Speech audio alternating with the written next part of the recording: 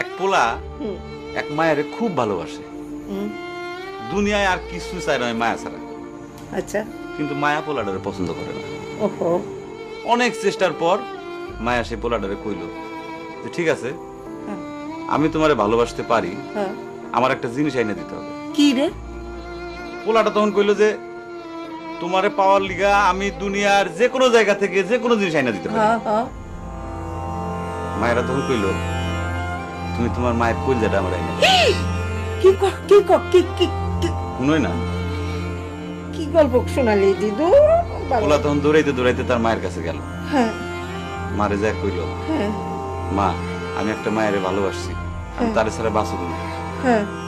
কিন্তু ওই মায়া আমার একটা জিনিস নিয়ে যাইতে কইছে, সেটা হলো তোমার কলিজা। তুমি যদি তোমার কলিজাটা আমারে দাও, ওই মায়াটা কলিজাটা পাইলে আমার ভালোবাসবে।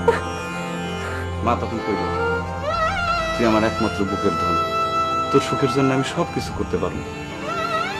পরে মা বুকটা ফাইরা কলিজাটা বাইর করে পোলার হাতে দিল। পোলাটা কলিজাটা হাতে পাইয়া যে কি খুশি, মা দৌড়াইতেছে দৌড়াইতেছে দৌড়াইতেছে, দৌড়াইতে দৌড়াইতে হঠাৎ রাস্তার মধ্যে উষ্টা খাইয়া পড়ে গেছে। হাতের কলিজাটা হাতের থেকে ছুইটা রাস্তার মধ্যে পড়ছে। তখন মায়ের কলিজাটা কইতাছে, ব্যথা পাইছো বাজান? মা কোন মায়া যদি এইরকম কয়, সেই মায়ের আমি, আমার মনে হয় জগতের সব মায়া একরকম। মা আমি পারো না, মা আমি তোমার ছাড়া আমি থাকতে পারবো না। মা